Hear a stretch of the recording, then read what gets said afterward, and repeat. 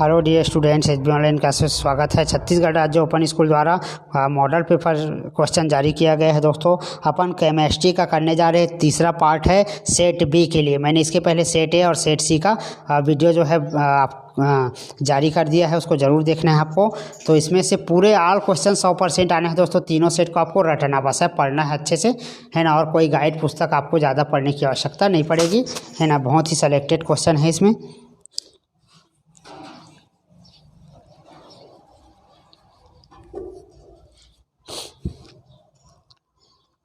कक्षा 12वीं का रसायन शास्त्र है ना। तो पहले अपन सही विकल्प को देख लेते हैं।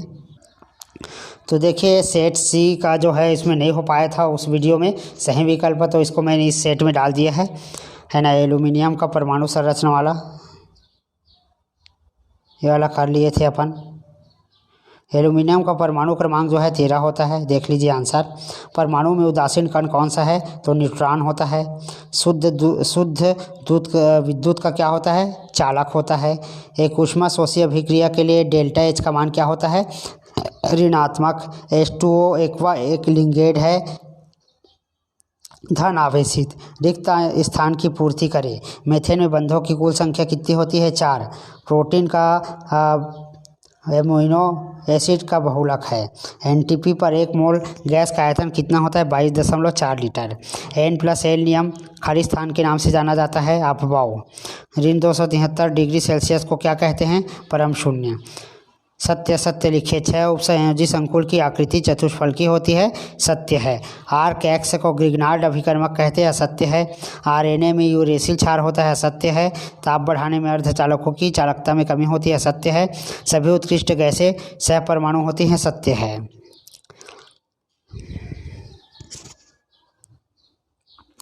एकक सेल क्या होता है, लिखिए। 2, 3 और 4 नंबर वाले क्वेश्चन। किसी क्रिस्टल जालक का वहाँ छोटा सा भाग जिसकी पुनरावृत्ति से संपूर्ण क्रिस्टल का निर्माण होता है एकक कोशिका या इकाई सेल कहलाता है। बफर विलयन किसे कहते हैं, तो प्रतिरोधी विलयन है। बफर विलयन किसी दुर्बल अम्ल तथा उसके संयुग्मी क्षारक, किसी दुर्बल क्षारक तथा उसके संयुग्मी अम्ल का जलीय विलयन होता है। मूलरता चालक को परिभाषित कीजिए, तो किसी विद्युत अपघट्य विलयन की मूलरता चालक विलयन की चालकता को विलयन की सांद्रता से विभाजित करने पर प्राप्त होती है। निम्नलिखित परमाणुओं के युग्म में किसी परमाणु की इलेक्ट्रॉन ग्रहण एंथैल्पी अधिक होती है, तो यहाँ पर किसकी होती है, ये दोनों में फ्लोरीन और क्लोरीन। इसमें जो है फ्लोरीन की इलेक्ट्रॉन एंथैल्पी ज़्यादा होती है, और ये ब्रोमीन और आयोडीन, इसमें जो है ब्रोमीन की, ये आंसर लिख दिया हूँ मैं, कि ज़्यादा होती है। अम्लीय व क्षारीय ऑक्साइड का एक एक उदाहरण लिखे। तो देखिए अम्लीय और क्षारीय, अम्लीय ऑक्साइड है सल्फर डाइऑक्साइड है, कार्बन डाइऑक्साइड है। क्षारीय ऑक्साइड सोडियम डाइऑक्साइड और कैल्शियम डाइऑक्साइड। क्लोरोफॉर्म को गहरे रंग की बोतल में क्यों रखते हैं, तो क्लोरोफॉर्म को रंगीन बोतल में इसलिए भरकर रखते हैं क्योंकि प्रकाश में ऑक्सीजन से क्रिया करके जहरीली फास्जीन गैस का निर्माण करती है। उपसंयोजी आबंध क्या होता है, यह संयोजी बंध आबंध से किस प्रकार भिन्न होता है, तो उपसंयोजी बंध क्या होता है, परस्पर योगदान और इलेक्ट्रॉनों के विभाजन से बनने वाले आबंध को सहसंयोजी आबंध कहा जाता है। उपसंयोजी बंध आबंध एक विशेष प्रकार का सहसंयोजक आबंध होता है जिसमें एक परमाणु दूसरे परमाणु की इलेक्ट्रॉन दान करता है। अयस्क और खनिज में 2 अंतर लिखिए। तो पृथ्वी तल के नीचे पाए जाने वाले प्राकृतिक पदार्थ जिन्हें धातु या उनके यौगिक स्थिर रखते हैं, खनिज कहलाते हैं। संरचना के आधार पर द्रव के निम्नलिखित गुणों की व्याख्या करें। संपीड्यता, आयतन, प्रवाहित होने की क्षमता, आकार इत्यादि को लिखना है इसमें, है ना।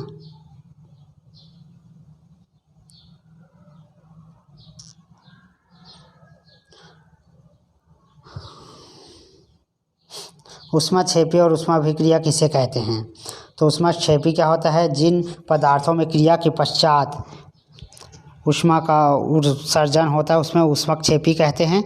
जैसे किसी भी चीज़ को जलाने पर, जैसे गैस है CH4 है, उसको जलाने पर कार्बन डाइऑक्साइड बनता है, कोक का दहन। ऊष्माशोषी क्या होता है? अभिक्रिया के दौरान जब कोई बाहर से ऊष्मा को शोषित करता है तब उसे ऊष्माशोषी कहते हैं। हुंड का अधिकतम बहुलता का नियम क्या है? समान ऊर्जा के ऑर्बिटलों में इलेक्ट्रॉन का युग्मन तभी संभव होता है जब उप कोश के सभी कक्षकों में एक एक इलेक्ट्रॉन भर दिया जाता है। ठीक है, तो जैसे कि यहाँ पर उसी को समझाया गया है ना। यहाँ पर देखिए, जब इसमें एक एक इलेक्ट्रॉन जब चला जाएगा, ये देखो एक एक चला गया सब डिब्बे में, तब जो है ना, पहले खाने में फिर से इलेक्ट्रॉन भरा जाएगा। इसका कहने का मतलब ये है। निम्न को समझाइए। आयनन एंथैल्पी और विद्युत ऋणात्मकता। गैसीय अवस्था में किसी तत्व के एक उदासीन परमाणु से इलेक्ट्रॉन को निकालने के लिए दी जाने वाली ऊर्जा को आयनन एंथैल्पी कहते हैं। विद्युत ऋणात्मकता, एक सहसंयोजक अणु में किसी परमाणु के इलेक्ट्रॉन युग्म को अपनी ओर आकर्षित करने की क्षमता उसकी विद्युत ऋणात्मकता कहलाती है। अंतर हैलोजनी यौगिक, ऐसा रासायनिक यौगिक कंपाउंड जिसमें दो अणु या दो से ज़्यादा हैलोजन तत्वों के परमाणु के बने होते उसको अंतर हैलोजन यौगिक कहते हैं। लेंथेनाइट संकुचन क्या होता है? परमाणु में क्रमांक बढ़ने के साथ साथ नाभिकीय आकर्षण को बढ़ता जाता है, लेकिन उसे संतुलित करने वाला परिरक्षण प्रभाव उतना नहीं बढ़ता। उत्प्रेरक किसे कहते हैं? जब किसी रासायनिक अभिक्रिया में कोई उत्पाद स्व उत्प्रेरक का कार्य करता है तब उसे उत्प्रेरक कहते हैं। समांगी और विषमांगी उत्प्रेरक, तो समांगी और विषमांगी नोट कर लीजिए। अधिशोषण और अवशोषण किसे कहते हैं? तो अधिशोषण का परिभाषा, जब किसी ठोस पदार्थ को द्रव या गैस के संपर्क में रख दिया जाता है तो ठोस की सतह पर द्रव या गैस की स्थायी रूप से एकत्रित हो जाती है। इस प्रक्रिया को अधिशोषण कहते हैं। अवशोषण, यह एक स्थूल प्रक्रिया है, इसमें अधिशोषण एक समान दर से होता है।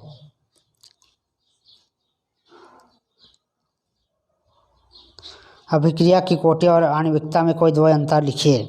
तो अभिक्रिया की कोटि, अभिक्रियाओं की कोटि शून्य हो सकती है, जबकि अभिक्रियाओं की कोटि आणविकता कभी शून्य नहीं होती।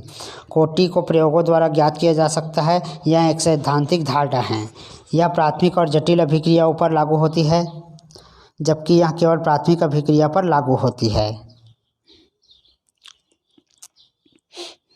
निम्न यौगिकों के मूलानुपाती सूत्र लिखिए।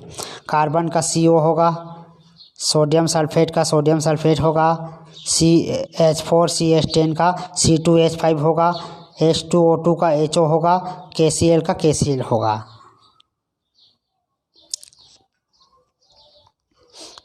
निम्नलिखित यौगिकों के संरचना लिखिए। 1 ब्रोमो 3 मेथिल हेक्सेन। अब हेक्सेन के लिए आपको 6 कार्बन पहले आपको बनाना होगा, इस प्रकार से है ना। ये ऐसे 1 2 3 4 5 और ये 6, ऐसा 6 ठो बना लेंगे, है ना। आप क्या बोला है? ब्रोमो, ब्रोमो को तीसरे स्थान पर जोड़ दीजिए आप, 1 2 3, है ना। तो ब्रोमो को यहाँ पर शुरू में जोड़ दीजिए Br करके, ठीक है। और क्लोरो भी बोला है। इसके बाद दूसरा है 3 क्लोरो 2 4 डाई मेथिल पेंटीन। तो ये सेकेंड का है, देख लीजिए ये वाला। संरचना नोट कर लेना, सभी का है इसमें। देखिए, इसको स्क्रीनशॉट करके रख लीजिए और ये आंसर है, इसको भी आप स्क्रीनशॉट करके रख लीजिए। कोई 5 हल करना है। तो इस प्रकार केमिस्ट्री का ये भी सेट आपका कंप्लीट हो जाता है दोस्तों, सेट B।